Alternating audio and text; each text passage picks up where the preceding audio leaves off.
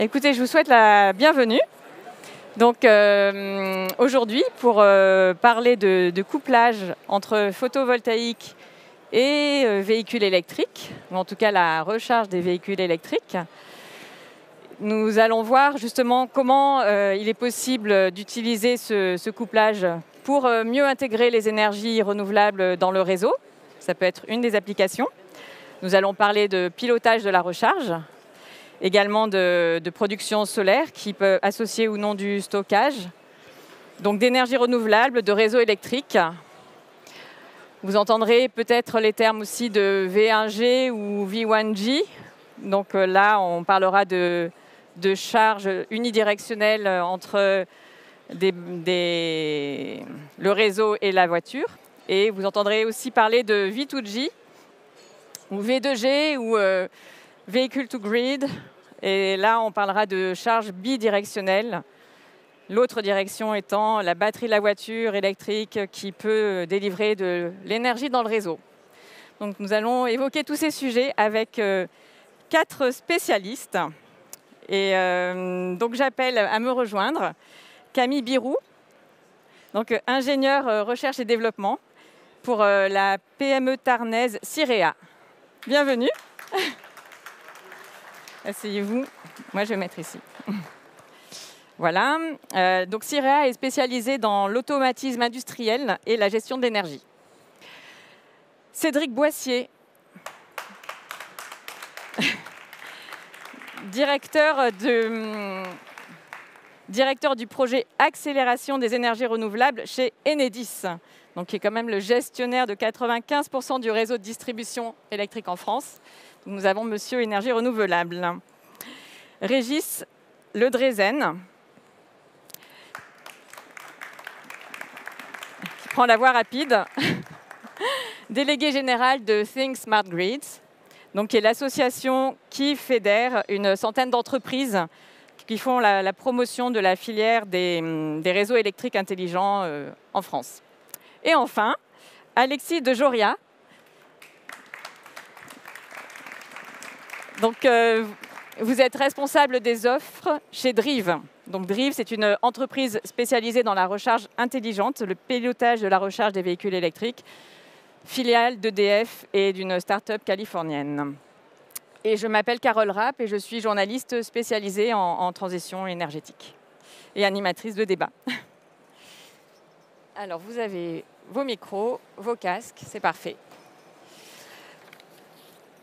Alors, on va commencer dans le vif du sujet, hein, parce que j'estime qu'ici, les personnes qui sont là connaissent un minimum de quoi on parle. On ne va pas repartir des fondamentaux. Et justement, la question, c'est comment on accélère le couplage du photovoltaïque avec les batteries des voitures.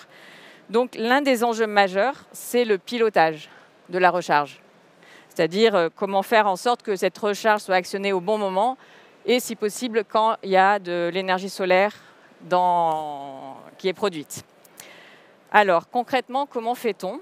Je vais poser la question à Alexis de Joria, donc responsable des offres chez Drive. L'entreprise Drive a déjà déployé donc, une plateforme de recharge intelligente, ou Smart Charging, donc à la fois chez EDF, hein, leur maison mère, c'est plus facile, pour des bus de la RATP également, ainsi que pour une flotte logistique privée. Alors, une des questions, c'est, voilà, est-ce que vous pouvez nous expliquer ce couplage ? Quels sont les paramètres qu'on prend en compte pour associer la production photovoltaïque et la recharge de véhicules électriques ? Quelles priorités on met ? Dans quel ordre de priorité on va recharger les batteries ? Et puis, vous allez peut-être nous dire aussi pourquoi uniquement sur des bornes privées et pas sur les bornes publiques. Ok. Alors, effectivement, le pilotage de la recharge est un enjeu hyper important. Vous m'entendez ? Oui, super. Hyper important dans le contexte du système électrique d'aujourd'hui, où je pense que cette année, on va battre un record d'énergie solaire qu'on aura écrété ou mise à la poubelle. Parce qu'il n'y avait pas de consommation simultanée. Donc en milieu de journée, les prix sont très bas et c'est bête, mais tous les véhicules électriques qui sont arrivés au travail le matin, ils sont déjà rechargés à 100%. Ils vont repartir à 18h et en fait, ils sont chargés le matin pendant la pointe. et le solaire ne trouve personne pour le consommer en début d'après-midi. Drive est né il y a 5 ans sur la base de ce constat-là et d'autres. Et effectivement, une société du groupe EDF, l'enjeu n'était pas uniquement sur le solaire au départ, mais plutôt de prendre en compte le système électrique dans sa globalité et de faire le lien entre les moments où il y a de l'énergie qui est abondante et en général qui est bon marché, et des gens qui ont des batteries sur roue, des véhicules électriques, des bus électriques, des camions électriques, leur faire bénéficier de ces prix bas pour aider à l'électrification des usages, et en même temps, nous, côté système électrique, s'assurer que l'énergie est consommée au bon moment. Concrètement, comment ça se passe avec les véhicules électriques? On l'a déployé, effectivement, vous l'avez dit, sur des bornes du groupe EDF, sur des bornes de la société Sanofi aussi, pas très loin d'ici, à Ramon. Les véhicules se branchent et ils ne vont pas démarrer leur recharge tout de suite. Drive est connecté derrière au logiciel de supervision des bornes, envoie un ordre stop. On sait à l'avance quand est-ce qu'ils doivent repartir, ces véhicules-là. On le fait en général sur des flottes dont on connaît les usages. On sait que les véhicules de salariés, quand ils arrivent le matin à 9 h, ils doivent repartir à 18 h. On connaît quelle est la consommation moyenne habituelle de ces véhicules-là. Et donc, en prenant une petite marge d'erreur, on estime combien d'énergie il va falloir placer et on décale cette énergie-là. Dans l'ordre, on va prendre en compte d'abord donc, le moment où le véhicule doit repartir, la puissance de la borne, la puissance disponible sur le site. On a des prévisions de production d'électricité sur site avec la météo, des forecasts météo. Et on va placer au meilleur moment la charge de ce point de vue-là.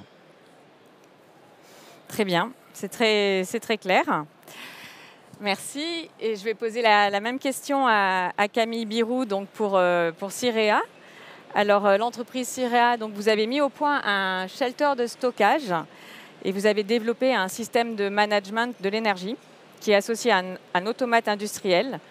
Donc, cet ensemble permet de piloter la recharge des véhicules électriques et des batteries en fonction de la production solaire.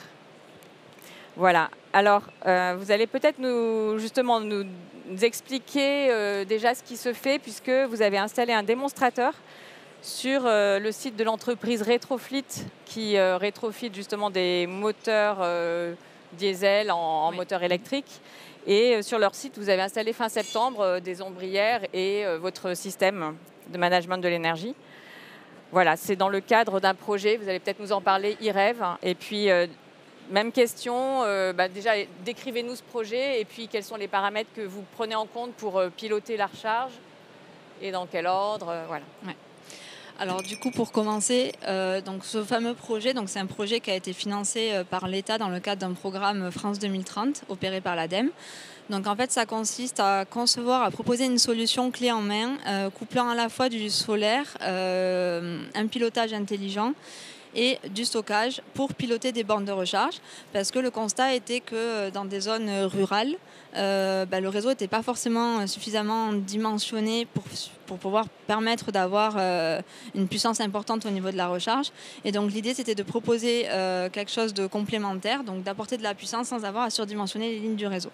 Donc là, c'était le premier objectif. Et donc à travers ce projet, l'idée, c'était d'implémenter un démonstrateur sur un site privé, donc avec une flotte d'entreprises où on contrôle un peu mieux les utilisateurs, et un deuxième démonstrateur sur un site public. Donc là, c'était plutôt pour étudier ce qui se passe dans les collectivités territoriales ou ce genre de choses. Et donc le but de ces deux démonstrateurs, c'est de réussir à du coup monitorer, récupérer des informations pour derrière montrer l'intérêt à la fois technique, qui, on le comprend assez facilement, aussi l'intérêt économique, mais aussi l'intérêt environnemental d'un tel projet. Parce que l'objectif notamment de l'ADEME, c'est aussi de maximiser l'utilisation de tout ce qui est solaire et PV pour autoconsommer au maximum et avoir la recharge la plus verte possible, tout en évitant de solliciter l'énergie et de soutirer l'énergie au réseau électrique. Au niveau de la recharge, on a 3 modes de recharge qu'on a implémentés. Donc la recharge, on va dire la plus basique, où on vient prendre l'état actuel, donc le PV disponible, la batterie disponible, et on complète avec le réseau jusqu'à la puissance souscrite par le client par rapport au réseau. On a un autre mode de recharge qui est la recharge uniquement solaire et batterie. Donc là, forcément, on n'est pas en fonction, on dépend des conditions météo, donc on ne peut pas forcément satisfaire toujours le service. Et la dernière recharge, qui elle est une recharge optimisée, qui est un peu l'enjeu du projet, c'est de dire que on a possibilité d'optimiser l'utilisation de cet îlot en maîtrisant certains paramètres. Donc si on connaît un peu ce qu'a dit mon collègue précédemment, si on connaît du coup le besoin, on peut plus facilement piloter et décaler la recharge. Donc là, c'est un petit peu ce qu'on veut faire. Donc on va prendre plusieurs paramètres. On va à la fois regarder les paramètres de l'utilisateur, donc l'état de charge de son véhicule, jusqu'à quelle heure en fait il reste branché au niveau de la borne, quelle est l'énergie qui est requise par son véhicule, donc l'énergie maximum de son véhicule. Et on couple à cela des paramètres qui viendraient du gestionnaire des bornes de recharge, parce qu'on part du principe qu'il y aura un gestionnaire des bornes qui aura le droit d'imposer des contraintes sur chaque utilisateur en fonction du badge. Donc des contraintes qui peuvent être des plages horaires, une puissance max, une énergie max par jour ou ce genre de choses. Donc on regarde ces paramètres-là, on regarde l'état du système dans sa globalité, donc l'énergie PV disponible, l'énergie des batteries. La consommation actuelle, parce que souvent nous on est quand même couplé à un site où il y a de l'autoconsommation, et les derniers paramètres, c'est la prévision météo également, parce que on peut récupérer à J-1 des données de prévision météo pour nous permettre de savoir à quel moment il est intéressant donc de piloter, de démarrer la recharge. Connaissant tous ces éléments, il est assez facile après de se dire au minimum je commence à telle heure, au maximum je commence à telle heure, et en fonction des prévisions météo, j'active ma recharge au moment le plus intéressant pour maximiser l'utilisation de l'énergie PV et batterie. Et est-ce que c'est couplé également au bâtiment ?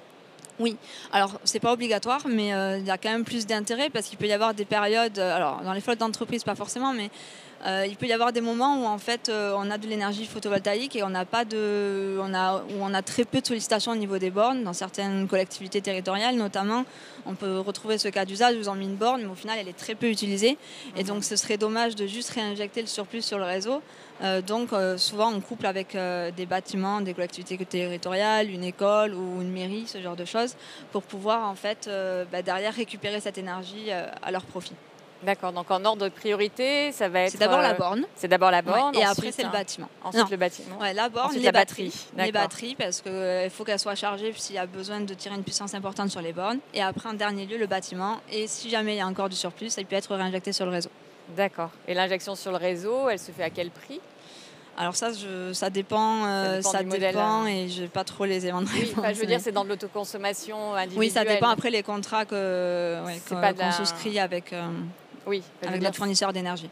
C'est dans le cadre en général de l'autoconsommation individuelle, ce que vous installez. Voilà, c'est pas de l'injection réseau classique. Non, c'est pas pour du service réseau. C'est un contrat de revente du surplus. C'est juste le surplus, tout à fait. Merci pour cet exemple, ce retour d'expérience. Et maintenant, donc, je vais poser la question à Régis Le Drezen, donc délégué général de Think Smart Grids. Donc en octobre dernier, 2024, donc Think Smart Grids a lancé la marque Flex Ready. Beaucoup d'anglicisme. Donc c'est une solution de pilotage qui intègre la mobilité, mais qui intègre également la consommation électrique des bâtiments tertiaires. Voilà. Alors peut-être que vous pouvez nous expliquer aussi comment ça fonctionne et puis nous dire si c'est une des perspectives, un des avenirs de ce couplage mobilité PV d'associer des bâtiments. Oui, tout à fait. Donc, bonjour à tous et à toutes. Je suis ravi d'être ici. Notre association, donc, qui ne fait pas de business commercial, travaille en premier lieu pour optimiser la facture de tout un chacun et vous en faites partie dans la salle. Et pour ça, on utilise la promotion des services qui vous ont été présentés par les deux collègues, du savoir-faire français, tout en n'omettant pas que les réseaux électriques sont la colonne vertébrale de ce qui est permis là. C'est-à-dire que tout de suite, l'autonomie énergétique, c'est pas pour demain. Ça, c'est un premier élément. Donc, on a créé cette marque Flex Ready parce que ce qui a très bien été expliqué par Alexis tout à l'heure, ne fonctionne pas si bien que ça aujourd'hui en France. C'est-à-dire le pilotage des consommations électriques, ça marche pas super bien. Par contre, on a des grandes références. C'est le ballon d'eau chaude qu'on pilote depuis des années et on a une grande référence avec le pilotage et l'automatisation permise par les compteurs historiques, mais on va dire compteurs communicants. Alors FlexReady, pourquoi? Tout simplement pour maximiser l'automatisation du pilotage des usages dans le bâtiment. Pourquoi je parle du bâtiment? Parce que en premier lieu, le foisonnement des différents usages dont la mobilité électrique fait bien entendu partie est l'optimum qu'on va aller chercher. Donc ça, c'est le pourquoi. La tendance, elle est mondiale sur le photovoltaïque de manière certaine. Pour le véhicule électrique, il y a encore un peu de débat, mais enfin bon, on est quand même plutôt aussi bien parti. Donc nous n'avons pas le choix que d'optimiser ces consommations au moment où on a de la production solaire pour un équilibre, et je ne parlerai pas du réseau, Cédric en parlera tout à l'heure, mais pour l'équilibre du système électrique. Alors qu'est-ce que vous appelez le foisonnement de la consommation électrique des bâtiments?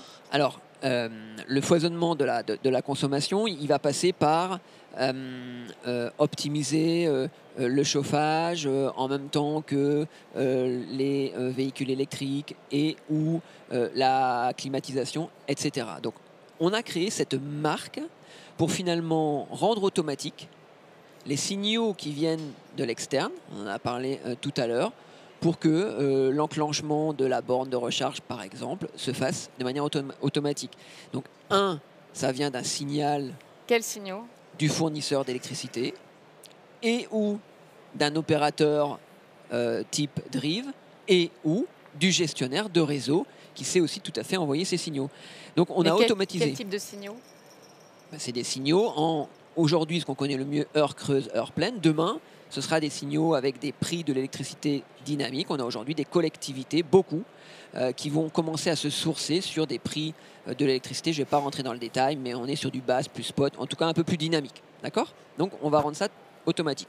L'avantage, c'est un avantage évidemment pour le client, parce qu'il n'aura plus à démarrer manuellement sa recharge du véhicule électrique. Ça va réduire sa facture d'électricité, tout simplement. Et puis, éventuellement, s'il a la chance d'avoir des panneaux photovoltaïques, il pourrait perdre le tarif d'achat de la réinjection de l'électricité, dont on parlait tout à l'heure, de l'ordre de 10 centimes, 10-12 centimes. Mais par contre, il aura un gain sur sa consommation d'électricité qui est de l'ordre de 25 centimes d'euros le kilowattheure. Donc, alors, automatisé. Quand vous dites s'il a de la chance d'avoir des panneaux solaires ou photovoltaïques, ça veut dire que dans votre système, il n'y a pas forcément d'énergie renouvelable là? Pas sur le toit, mais les énergies renouvelables, il y en a, je crois, un peu plus d'1 million aujourd'hui sur le réseau. Donc, il y en a partout de l'énergie renouvelable. Donc, c'est aussi, peut-être vous faites référence aussi à un foisonnement d'énergie renouvelable et de production, en fin de compte. Exactement. D'accord, donc on n'est pas obligé d'avoir ces panneaux solaires soi-même. Donc, ce n'est pas forcément dans le cadre de l'autoconsommation individuelle. Pas du tout. Pas du tout. Notre marque, c'est une marque qui sera collective, qui va être dédiée dans un premier temps à tous les systèmes de pilotage, le système de pilotage des bornes, système de pilotage des gestions techniques de bâtiments, tout système de pilotage qui pourra automatiser les usages. Et la priorité donnée à la borne dans tout ça, puisque le sujet, c'est la mobilité du photovoltaïque. Nous, association, on ne donne pas de priorité. La priorité, c'est bien celle que le client va décider. C'est quand même l'élément fondamental. Et vos clients sont? Mais nous, on a nos membres, ce n'est pas des clients. On a nos membres qui sont des très grandes entreprises, des startups qui promeuvent ces solutions. Et du coup, notamment dans tout le bâtiment tertiaire, parc public, c'est toutes les collectivités. Il y en a 220 000 des bâtiments publics en France qu'il faut optimiser. Et il y a 4,3 millions de bâtiments tertiaires. C'est 30% de la consommation d'électricité française, le tertiaire. Donc on a du bien à aller chercher. On fait une sorte de zoom, de dézoom en fait. Comment sera la France du futur avec le pilotage, tel que vous le voyez. Alors maintenant, nous allons passer la parole à Cédric Boissier, donc directeur du projet Accélération des énergies renouvelables chez Enedis. Alors, qu'est-ce que vous pensez de toutes ces solutions de recharge intelligente, smart charging? Et est-ce que le réseau est prêt à les accueillir? Voilà, dites-nous. Alors, en fait, la question qui est posée, c'est la bonne, parce que finalement, c'est presque la seule. c'est le développement des énergies renouvelables et le développement des usages décarbonés. Et c'est finalement la seule question, c'est-à-dire comment on arrive à faire en sorte que production et consommation se développent de façon coordonnée et simultanée. Et donc tous les objets dont on va parler là sont autour de ce sujet-là. Alors, je vais être un peu long peut-être sur cette question, mais promis, je serai un peu plus court ensuite. Temps, voilà. Si c'est intéressant, mais j'aimerais vraiment poser le sujet en partant du général, du système électrique, pour ensuite zoomer sur le plus local. En fait, Enedis, gestionnaire du réseau de distribution sur 95% du territoire, accueille 90% des ENR. Donc c'est 100% du photovoltaïque, les 2/3 de l'éolien terrestre, et il n'y a que l'éolien en mer qui est raccordé sur RTE et qu'on n'accueille pas. Donc 90% des ENR et 100% des bornes. Donc c'est forcément des sujets qu'on connaît bien et qui nous impactent profondément. Donc profondément dans un premier temps au titre des CAPEX et donc du financier. On va investir 96 milliards d'euros d'ici à 2040 à Enedis. Si vous faites un calcul rapide, 96 milliards d'ici à 2040, ça fait 5,5 milliards par an. Tout à fait, mais tout ça, ce n'est pas uniquement pour les énergies renouvelables. Et pas tout à fait, mais alors, quand même. C'est-à-dire que historiquement, on est plutôt entre 3 et 4 milliards par an. Et donc l'écart entre les deux, c'est pour 1 milliard les ENR et de l'ordre de 700 millions la Mobelec par an. La Mobelec, la mobilité électrique. Mobilité électrique, pardon pour le jargon. On est coutumier du fait dans l'entreprise. Donc c'est des montants qui sont colossaux. C'est une évolution qui est très forte. Là, je suis au plan de la finance et de l'économie. Au plan industriel, c'est un peu la même chose. C'est quand même important de se rendre compte de ce que ça veut dire en termes de croissance. C'est-à-dire que les ENR et la Mobelec, ce que ça représente, on a Cet évidemment... argent, il va servir à quoi en fait? Alors, bon, déjà, on va embaucher énormément parce qu'il va falloir construire des infrastructures. Et donc, on va embaucher 10 000 personnes dans les 3 ans qui viennent. Pour les énergies renouvelables? 30% de cette quantité-là sera pour les énergies renouvelables et la Mobelec. Donc, c'est évidemment très important. On va construire des infrastructures. Parce que pour accueillir toute cette consommation décarbonée et pour accueillir toute cette production décarbonée, décentralisée, il faut construire des infrastructures. On va construire notamment ce qu'on appelle des postes sources, donc ils sont à la frontière entre le réseau de transport et le réseau de distribution. On va en construire 260 d'ici à 2035. Pareil, je vais faire un peu des maths, hein. On est en début d'après-midi, 260 à construire, une dizaine d'années, allez, ça fait 20 à 25 par an. Après, vous nous ferez le lien avec la mobilité électrique. J'y viens. On en construit 4 aujourd'hui, d'accord? On va passer de 4 par an à 20-25 par an, et ça, c'est tiré. 180 de ces postes sources, c'est pour les ENR et 20 à 30 pour la mobilité électrique. Donc on est quand même au plan économique et industriel, c'est juste un virage colossal qu'on est en train de prendre. Alors, du coup, on en est où aujourd'hui, tant sur la production que la conso? Parce que c'est bien ça le sujet. Je l'ai dit, il faut que ça avance de façon quelque part un peu simultanée, tout l'équilibre repose là-dessus. Sur la production et la consommation, les ambitions politiques, elles sont plutôt claires. Régis le disait, sur les ENR, que ce soit en France, en Europe, le chemin est globalement tracé. Et sur la Mobelec, la mobilité électrique, pardon, il peut y avoir quelques variations, etc. Mais globalement, on sait que c'est là. Et donc, sur la production, qu'est-ce que ça représente en énergie renouvelable? On va devoir faire 100 à 120 gigawatts de PV par an. Allez, pas par an, hein, mais d'ici à 2035-2040, une vingtaine de gigawatts d'éolien terrestre. Pour Enedis, ça veut dire 5 à 6 gigawatts par an. D'accord. Là, vos investissements, tout ce que vous avez expliqué, c'est en lien avec les objectifs de la PPE. Exactement. Ouais. En éolien et en photovoltaïque. Exactement. Le point de départ, c'est le discours de Belfort prononcé en 2022, mais ensuite, c'est décliné dans la PPE et dans les différentes lois qui sont sorties depuis. Et les consultations actuelles sont toujours à peu près là-dessus. Donc 5 à 6 gigawatts. La bonne nouvelle, c'est qu'on y est. C'est-à-dire qu'alors qu'on faisait 2 gigawatts il y a encore 3 ans, raccordés d'ENR, on va être à 5 gigawatts 5 cette année. Donc dès 2024, en matière de production ENR, on est sur la trajectoire. Le nucléaire va pas mal non plus, et donc globalement, l'électricité décarbonée, elle est sur la trajectoire de ce que doit produire le pays. Et les véhicules électriques, il y en aura combien en 2032 par exemple? Je crois que le scénario Enedis en parle. On est sur 17 millions à peu près pour 2035. 17 millions. Et là aussi, je le dis en passant, globalement, on est sur les trajectoires sur la mobilité électrique. On est même un peu en avance. Hein, on a 200 000 véhicules de plus en circulation que ce qu'on anticipait. Alors vous êtes sur la trajectoire, ça veut dire qu'Enedis, tout va bien en fait pour intégrer les énergies renouvelables et la charge des véhicules électriques. Alors j'ai dit que tout allait bien sur le volet production. Maintenant je viens sur le volet consommation qui est la seconde partie de l'équation. Sur le volet consommation, là aussi l'ambition politique elle est claire. Il faut qu'on électrifie le pays. Hein, c'est-à-dire que la transition énergétique se fera par une baisse de la consommation énergétique totale de l'ordre de 40% et par une hausse de l'électrification. Donc on a des courbes qui vont se croiser entre l'énergie totale qui va baisser et la consommation électrique qui va monter.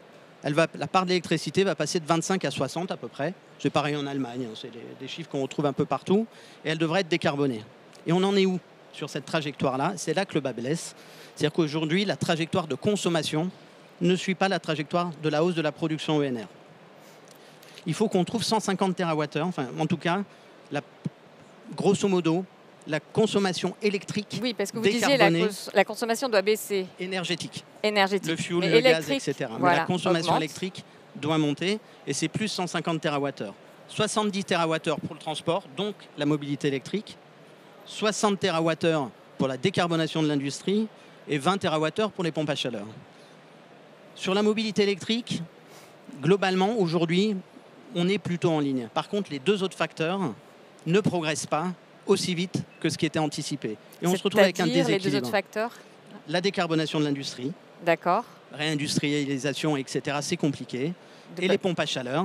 Okay. Les prix du gaz, etc. ont baissé, donc c'est plus compliqué pour les pompes à chaleur. Et donc on se retrouve aujourd'hui avec un déséquilibre.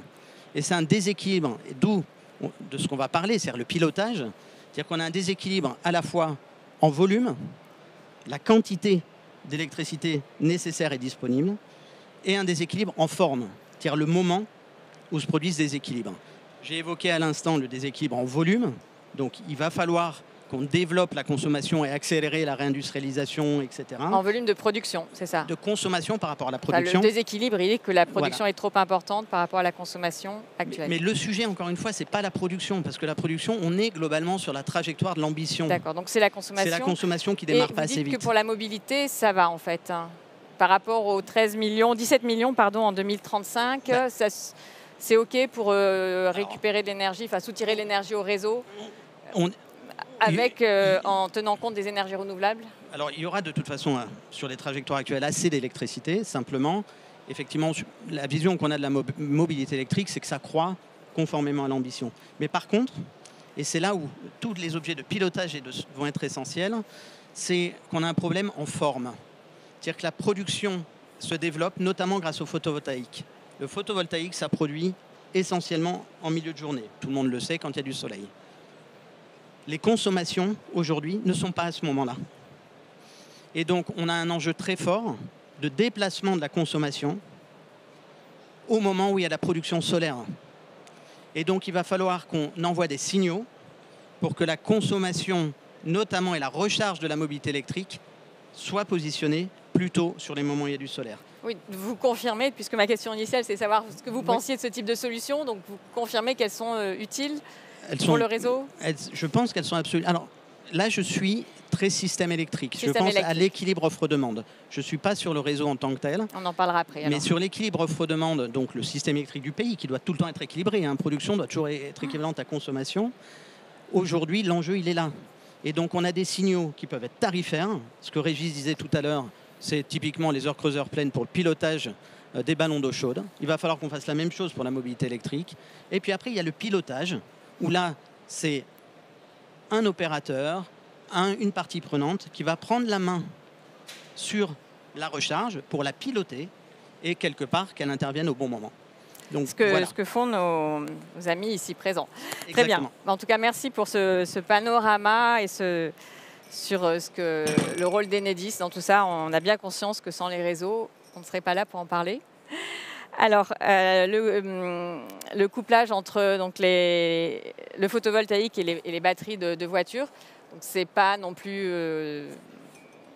aussi simple. Enfin, voilà, je pense qu'il y a des freins aussi qui existent, notamment économique peut-être, et puis peut-être technique. Donc, comme l'idée c'est d'accélérer, on va voir quels sont ces freins et comment on peut les surmonter.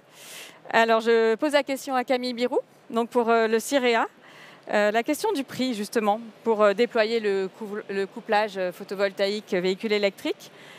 Comment on fait pour passer, par exemple, du type de projet que vous avez monté avec le financement ADEME, dans le cadre de France 2030, je crois, comment on fait pour passer à l'échelle commerciale? Qui sont les clients? Qui va payer? Combien ça coûte?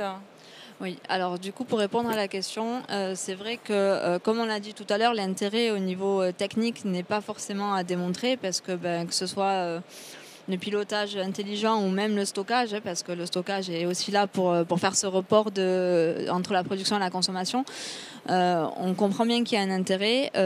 Pour la partie environnementale, on comprend bien aussi l'intérêt. Après, c'est plus des fois économiquement que c'est pas forcément évident parce qu'une solution de stockage, il y a un investissement qui est quand même assez important à faire par rapport à une ombrière classique.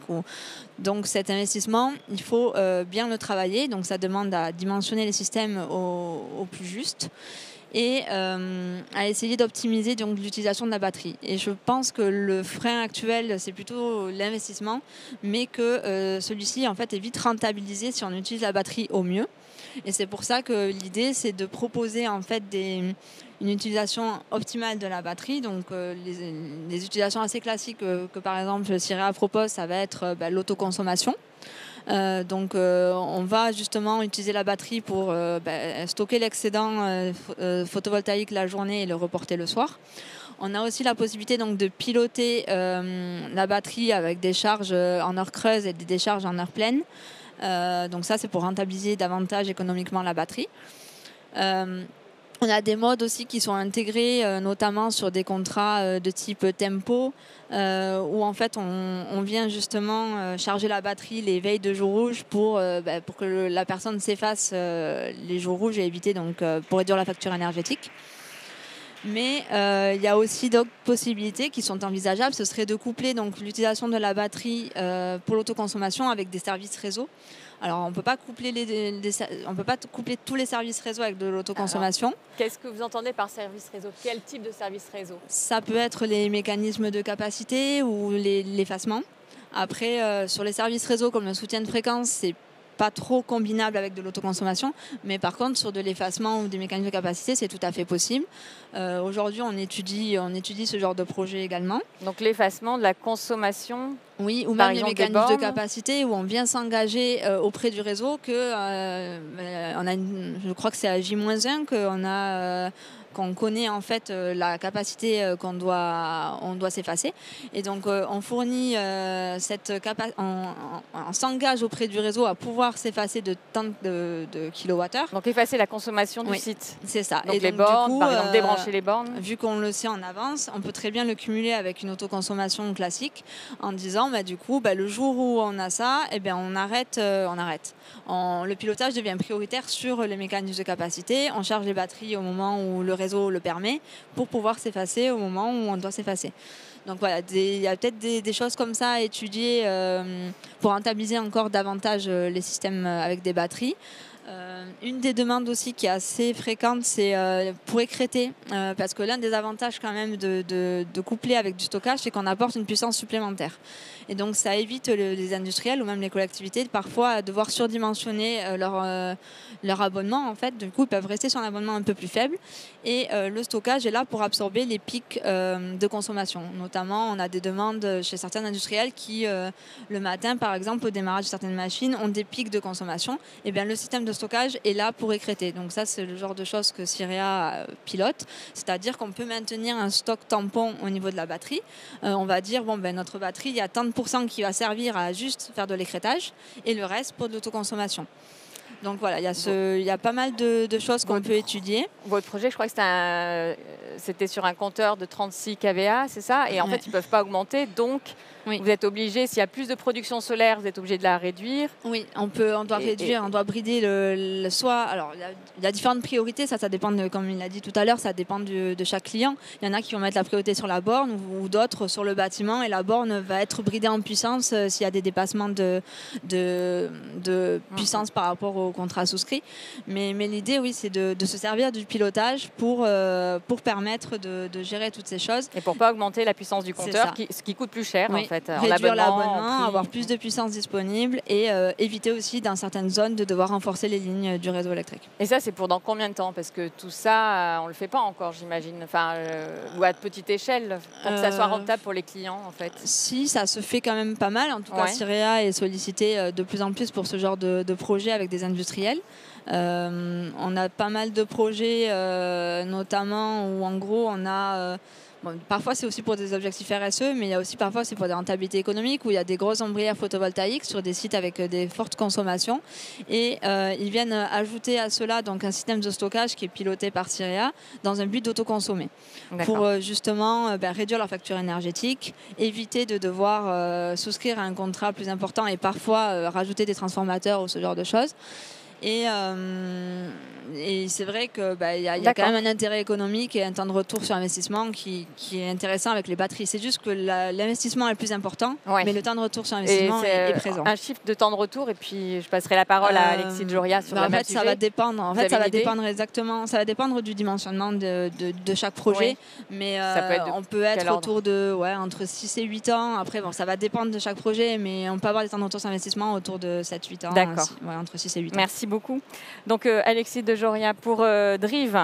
Même question, l'intérêt économique pour les usagers. En fait, combien ça coûte le smart charging tel que vous le mettez au point quels sont les gains qu'ils peuvent avoir? Pour répondre à la question, je vais prendre peut-être un pas de recul. Je vous promets, je vais y répondre à la fin. Mais je vais commencer par abonder avec ce qu'a dit Cédric sur... notamment la forme de la consommation aujourd'hui. Et donc, dans ce qui nous intéresse, la forme de la consommation de l'électromobilité. Il se trouve que Enedis, je vous coupe peut-être un peu l'herbe sous le pied, je suis désolé, sort un baromètre tous les ans de comment les véhicules électriques sont utilisés, notamment chez les particuliers. Et ça fait un certain nombre d'années qu'on voit que 2/3 des particuliers ne pilotent pas la recharge de leur véhicule. Concrètement, ils rentrent chez eux le soir, le véhicule se branche et ils chargent au moment où il y a la pointe de consommation. Et c'est vrai que là, on parle beaucoup du solaire, mais il y a aussi des creux de consommation en milieu de nuit. Et donc des endroits où on pourrait placer assez idéalement la recharge de façon à ce que, comme les ballons d'eau chaude, comme ce qu'on fait aujourd'hui, on lisse la consommation aussi bien pour les réseaux que pour l'équilibre offre-demande. Pourquoi est-ce que 2/3 des clients ne pilotent pas chez les particuliers, et c'est encore plus en entreprise? Eh bien, je pense que c'est une affaire de signal économique. Donc pareil, je vais prendre un petit pas de recul. On a parlé tout à l'heure un peu rapidement de signal spot, de signal base, de signal heure pleine, heure creuse, de marché de gros. Tout ça, c'est peut-être un peu flou. Il faut réussir à distinguer ce qui est de l'ordre du signal économique pour les grands consommateurs, les producteurs d'électricité ou les fournisseurs d'électricité qui voient ce qu'on appelle les prix de marché de gros, donc les prix qui varient toutes les heures, qui reflètent la tension sur l'équilibre offre-demande, qui reflètent le moment où il n'y a pas beaucoup d'électricité, les moments où il y en a trop, les moments où il y a beaucoup de consommation, les moments où il n'y en a pas assez. Tout ça, il varie tous les jours. Ils sont particulièrement marqués en ce moment. Si vous avez regardé les prix d'aujourd'hui et d'hier, c'est impressionnant. Oui, mais en tant que consommateur, moi, je ne vois pas ma facture varier tous les jours. Exactement. Et je pense que si on le faisait, les clients seraient perdus et ils auraient beaucoup de mal à s'y retrouver. Je ne suis pas sûr que ce soit désirable pour les particuliers d'avoir un prix d'électricité qui varie tous les heures de tous les jours. C'est peut-être un autre débat, mais voilà. Du coup, non, ce n'est pas un autre débat. Parce que l'enjeu de ce que fait Drive, c'est de piloter sur le signal économique du fournisseur, du producteur, tout en ce que le client garde son signal économique de base ou son signal heure pleine, heure creuse. Et par contre, de donner au client les gains qu'il aurait réalisés s'il avait été sur ce signal qui bouge. D'accord. Qu'est-ce que ça veut dire? Ça veut dire que c'est vous qui faites les calculs, qui gagnez l'argent puis qui reversez. Exactement. Mais comment on peut savoir que vous avez gagné ça? Comment est-ce qu'on peut savoir? On le voit à la fin du mois sur sa facture quand on est piloté par Drive. Et donc là, je rentre un peu dans les détails. Je vais prendre le cas d'usage en entreprise.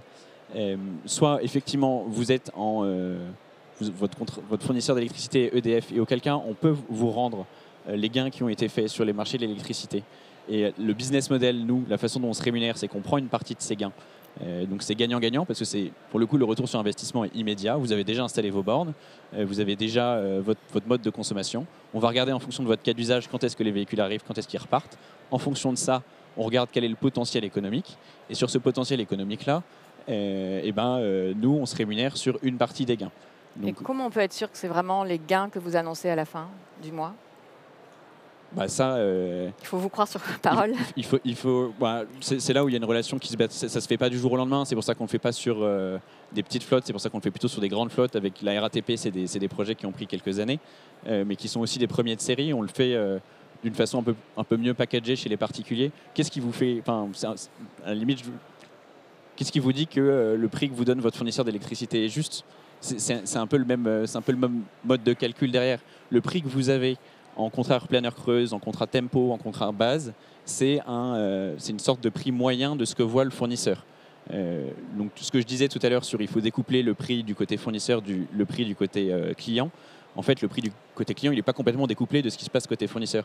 Petit à petit, ce qu'on voit sur les marchés en milieu de journée, ça va se répercuter dans les heures creuses dans les prochaines années, par exemple. Oui. Et la CRE est déjà en train aujourd'hui de demander à Enedis de changer ces heures creuses pour que... Et quel lien avec la production solaire ? Et donc le lien avec la production solaire, alors le lien avec la production solaire, il n'est pas immédiat.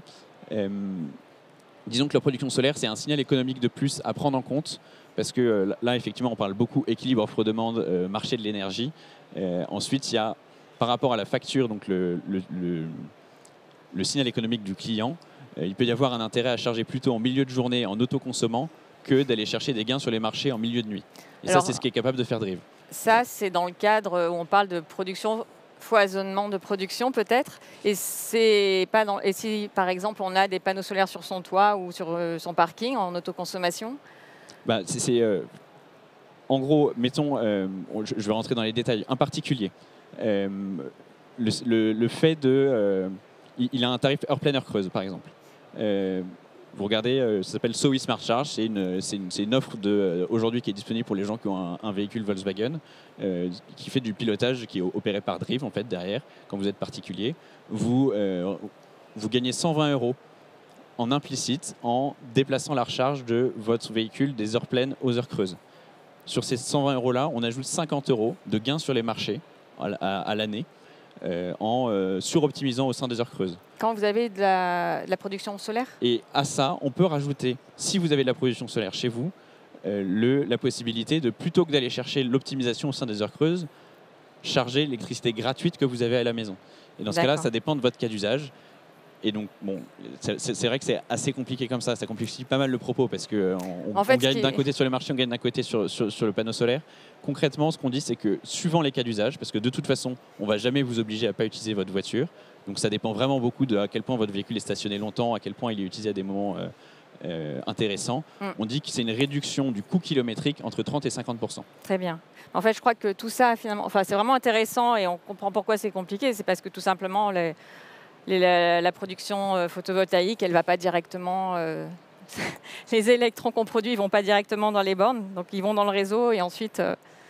Tout ça sont des calculs d'optimisation les électrons qu'on produit, financière et technique. Il faut regarder ce qui se passe d'un côté du compteur et de l'autre côté du compteur. Les électrons qu'on produit du côté du compteur, ils sont à coût marginal nul pour celui qui les consomme de ce côté-là du compteur. On va continuer avec... merci beaucoup. On va continuer avec Régis Le Drezen pour voir aussi justement, toujours sur cette question économique, en fait, comment on peut rendre le couplage plus intéressant pour les clients. On a parlé de tarification incitative. Voilà, quel est le rôle des fournisseurs d'électricité ?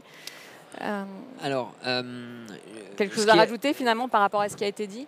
Je vais essayer de simplifier très bien. le débat sur ce qui a été dit. On a dit le véhicule électrique, on arrive le soir, on branche le câble et ça démarre. Je vous ai dit que Flex Ready, qui est une marque collective gratuite, voulait optimiser l'automatisation de l'enclenchement ou pas. Donc l'objet, c'est que la charge, elle ne s'enclenche pas directement, mais de manière automatique. Parce que si on attend le manuel, on peut attendre longtemps. Premier élément. Donc ça, c'est pour vous tous.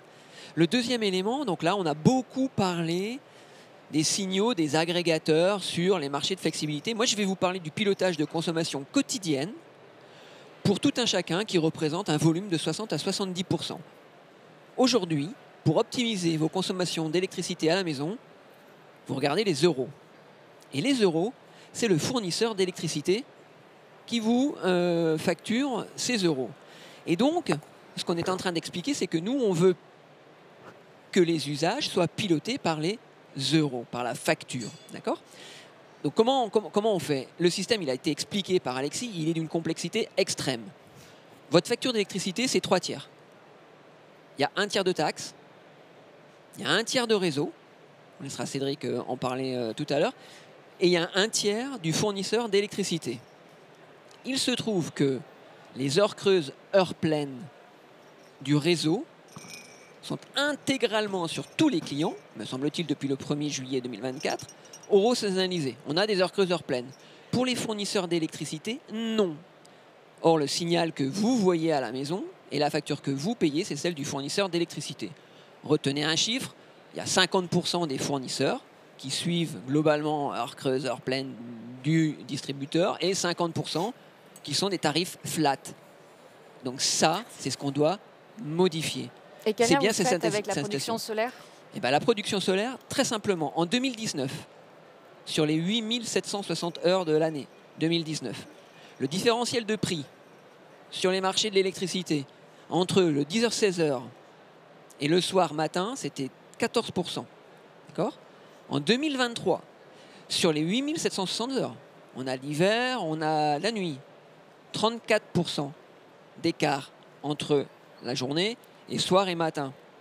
En 2035, il est fort à parier qu'on soit plus. Donc du coup, le lien avec la production photovoltaïque, il est important. Exactement, et c'est ce qu'expliquait Cédric tout à l'heure, c'est que nous n'avons pas le choix que de faire évoluer aujourd'hui socialement la consommation. Donc elle intervient la nuit et demain la nuit et en pleine journée. Et c'est quand on a du soleil. Et il se trouve que c'est abondant, décarboné et peu cher. Je rappelle que l'électron, moyennant l'investissement, il est à coût nul. Coût marginal nul. Et d'ailleurs, c'est ce qui va se passer, enfin, d'après les discussions sur le projet de Turp 7, les heures creuses vont probablement passer aussi en après-midi, en début d'après-midi, en tout cas l'été. Exactement. Ok. Alors là, c'est vrai on s'éloigne de la mobilité et en même temps, finalement, ce dont je me rends compte, c'est que la mobilité, c'est un consommateur comme un autre et on peut associer coupler photovoltaïque et mobilité, c'est un sujet qu'on peut prendre de manière plus vaste en fait. C'est tout. Il faut parler de toutes les consommations, si je comprends bien, tous les types d'usages. Alors, Cédric Boissier, est-ce que vous pouvez nous dire si toutes ces solutions de pilotage intelligent, elles rendent aussi des services au réseau ? Oui, alors vous avez vu tout à l'heure, j'étais hyper positif et optimiste sur les enjeux que pouvait représenter la mobilité électrique pour l'équilibre global. Je pense équilibre offre-demande. Là, il y a une vraie réalité, je vais y revenir dans un instant. Je serai sans doute un peu déceptif sur les intérêts pour le réseau, où là, il y a une dimension beaucoup plus locale et marginale. Donc, sur le volet équilibre offre-demande, il faut imaginer quand même les volumes que ça représente, la mobilité électrique 2035, avec les 17 millions de véhicules. C'est potentiellement 40 TWh et 10 gigawatts de puissance qu'on pourrait déplacer. La pointe en France, elle est de l'ordre de 80 gigawatts. Là, vous avez 10 gigawatts demain qui peuvent être déplacés pour être mis au bon endroit. Donc 10 gigawatts, c'est la production, la consommation ? C'est la puissance. La puissance. C'est la puissance et il faut qu'elle soit équilibrée toujours, à tout moment, entre la production et la consommation. Donc on a un potentiel colossal. Ce potentiel aujourd'hui, la question, nous on peut l'adresser avec Linky. Enedis a un compteur qui peut envoyer des signaux, il le fait déjà aujourd'hui, des signaux tarifaires pour les heures creuses, heures pleines, et il y a bien un signal qui est envoyé qui va déclencher les ballons d'eau chaude. Demain, on peut imaginer le faire aussi pour la mobilité électrique. Mais j'ai envie de dire que là, le sujet, c'est pas tellement qui fait ou comment on le fait, c'est pour qui on va le faire et pourquoi on va le faire. Alors pourquoi ? Pour Alors j'y viens, c'est-à-dire que là, on parle des flexibilités, le mot est beaucoup venu tout à l'heure. Vous avez évoqué le stockage. Le stockage, c'est une forme de flexibilité, et le véhicule to grid, c'est une forme de stockage. Donc, qu'est-ce qu'on observe aujourd'hui sur les stockeurs ? On a du stockage qui se développe sur le réseau de distribution. On a 400 batteries aujourd'hui qui sont connectées sur le réseau de distribution. Des batteries qui font de l'ordre d'1 mégawatt. Donc il y a déjà du stockage. Et c'est quoi le business model des stockers? Et là, parce que vous allez faire un lien ensuite avec, Avec le véhicule to grid. Ok. Parce que on peut imaginer que c'est un peu la même chose finalement. C'est du stockage, le véhicule to grid. Et donc c'est un outil de flexibilité qui va permettre de toujours réussir cette adéquation production-conso. Le stockage, qu'est-ce qu'ils font les stockers? Où est-ce qu'ils font leur business? Aujourd'hui sur 2 objets principalement. Le premier, c'est la réponse, un peu ce que vous évoquiez, aux besoins de RTE, donc du système électrique, pour tenir la fréquence. Et donc, c'est ce qu'on appelle des services systèmes, réserve primaire, réserve secondaire. Et globalement, c'est la majeure partie des revenus des stockeurs aujourd'hui, elle est là-dessus. D'accord. Il y a un deuxième objet, et là, on va à nouveau faire le lien avec le solaire. C'est la vente de l'électricité? Alors, effectivement, mais c'est la vente. C'est-à-dire que les stockeurs vont prendre l'électricité quand elle est pas chère. Voilà, quand elle est pas chère. Et vont la vendre quand elle est plus chère, parce qu'en infrajournalier, donc dans la journée, il y a des variations de prix importantes. Et alors, les détenteurs d'une R5 Tech, par exemple, ils vont pouvoir faire ça aussi? À un moment donné, ce sera des agrégateurs, des opérateurs, mais cette capacité de stockage, elle pourrait être utilisée comme ça. Et du coup, il faut que tous les signaux aillent dans le même sens. Nous, opérateurs de réseau, on a construit des infrastructures pour 40 ans. On est limité par des contraintes de tension, des contraintes d'intensité. Il faut que quand on appelle une flexibilité, un stockage, ils répondent. Sinon, on est en difficulté. Et alors, qu'est-ce que vous voulez dire par il faut que tous les signaux aillent dans le même sens? Mais aujourd'hui, c'est un peu ce que disait Régis à l'instant. Il y a les signaux qui sont envoyés pour l'équilibre offre-demande. Il y a les signaux qui sont envoyés par les fournisseurs dans le cadre des contrats qui ont été signés. Il y a des signaux qui peuvent être envoyés sur des réponses à un moment donné marché, l'optimisation infrajournalière. Et s'ils ne vont pas tous dans le même sens, ça ne produit rien. Et ça dépend de qui, le sens de tout ça? Justement, c'est-à-dire que là, c'est pour ça que je posais la question, c'est pour qui on va le faire et pourquoi on va le faire. L'enjeu, de mon point de vue, mais je suis un opérateur de réseau, il est d'abord sur l'équilibre offre-demande. L'enjeu, c'est de déplacer ces 40 TWh de consommation pour les mettre au bon endroit. D'accord. Mais ça, toutes les solutions de pilotage peuvent servir à ça. Exactement. C'est pour ça que j'ai bien dit, le sujet, c'est pas tellement pour qui et par qui, mais c'est pourquoi on le fait. Et donc, dernier point là-dessus. Ça peut aider le réseau d'utiliser toutes ces solutions. C'est là où je vais être un peu déceptif, parce que là, je parle du système. Allez-y, parce qu'après, je passe la parole. Là, je parle du système. Je vais être un peu. Il y a un monde. Rapidement. Il peut y avoir, en 1 minute, promis. Il peut y avoir des envies, du potentiel d'installer des bornes avec des panneaux solaires au-dessus. C'est très bien et ça va fonctionner et pas de sujet par rapport à ça. On parle de l'autoconsommation, c'est une forme d'autoconsommation. Pour le réseau, on a besoin donc de fiabilité et de durée. Il faut que ça dure longtemps, ces flexibilités. Et donc, on a besoin d'assurance sur le fait qu'elles vont fonctionner. Et on calcule toujours un comparatif entre le coût de la flexibilité et le coût de l'investissement. Et aujourd'hui, dans la plupart des cas, il vaut mieux investir que faire appel à ces solutions de flexibilité. C'est une réalité globale. Investir dans quoi? Investir dans des investissements. C'est-à-dire qu'on va renforcer le réseau, on va développer les capacités des infrastructures. Vous voulez dire du point de vue d'Enedis, il vaut mieux investir dans les infrastructures? C'est pour ça que je dis que côté réseau, l'enjeu n'est pas majeur. Il peut exister de façon localisée là où on est en difficulté. L'enjeu, il est plutôt sur l'équilibre de vente, mais il est colossal. Très bien. Et il faut absolument que tout aille dans le même sens. Merci. Et alors, je voudrais terminer justement sur vous avez déjà évoqué le V2G, donc V2G. Peut-être, puisque nous avons Alexis Joria et que Drive, ça fait partie également de ces offres. Alors, même si c'est le tout début, vous pouvez nous en dire quelques mots? Oui. La charge bidirectionnelle. Exactement. Je vais essayer d'aller vite parce que je pense qu'on n'a plus beaucoup de temps. Oui, si on veut que le public puisse poser 1 ou 2 questions, vous avez 1 minute. Véhicule to grid, effectivement, charge bidirectionnelle, c'est la capacité du véhicule à réinjecter l'électricité dans un bâtiment, un réseau, la maison. Initialement, c'est en fait la raison pour laquelle Drive a été créé. Vous avez dit au début que c'était une co-entreprise entre EDF et une boîte californienne qui s'appelle Nuvve, qui est en fait une des premières entreprises à travailler sur cette technologie-là. Effectivement, aujourd'hui, le véhicule to grid, vous en entendez moins parler, ou alors dans des articles de presse, parce qu'on est encore dans une phase où on est dans du développement technologique.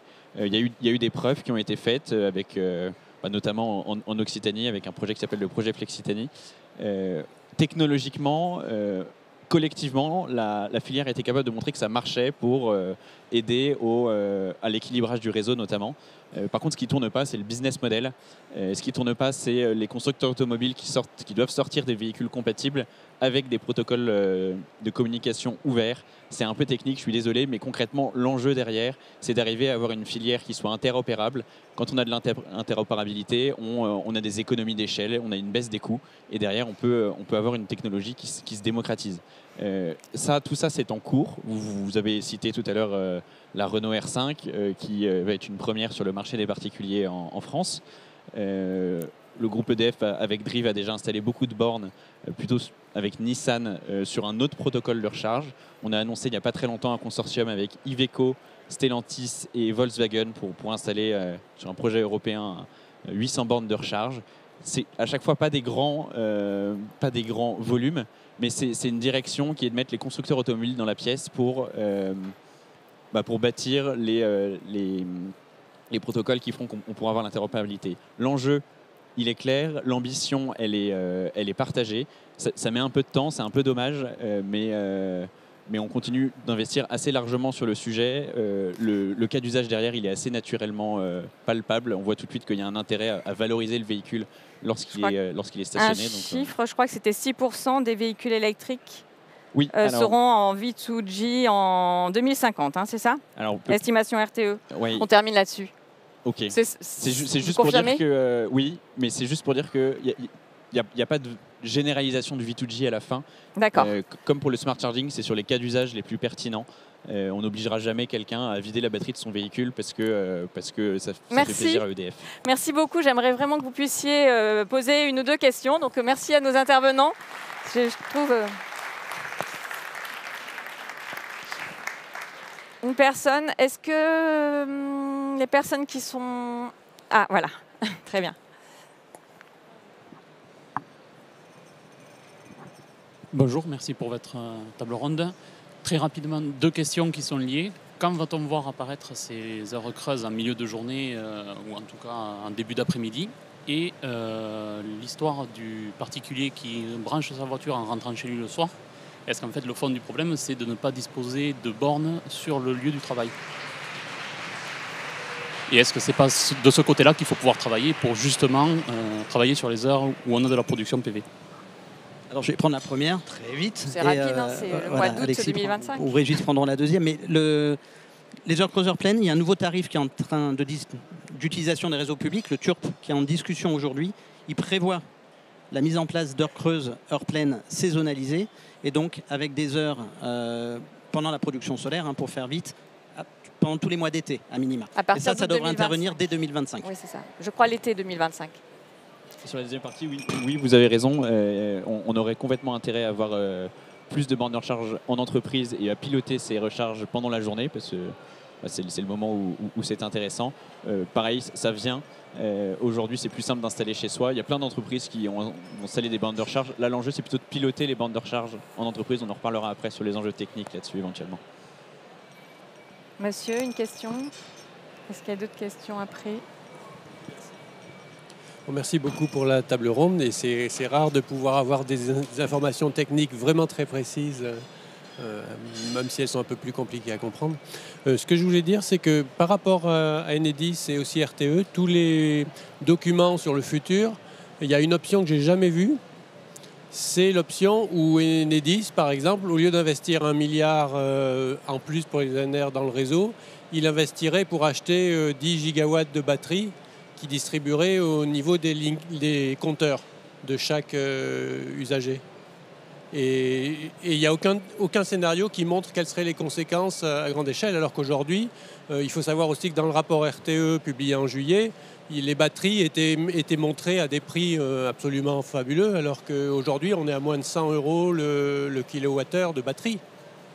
Donc, Cédric Boissier, peut-être, est-ce que Enedis investit dans des batteries, me semble-t-il? Alors déjà, on n'a pas le droit de le faire. Je ne vais pas me défausser pour vous répondre, mais aujourd'hui, Enedis ne peut pas être opérateur de batterie, même pour son propre compte. C'est l'Europe qui l'a fixé dans le cas de l'équipe. C'est un objet de marché, la batterie, pas un objet d'entreprise publique. Donc ça, ou de monopole. Donc ça, c'est un premier point. Après, aujourd'hui, les pays ont des stratégies assez différentes là-dessus. L'Australie, par exemple, développe massivement le stockage chez les particuliers.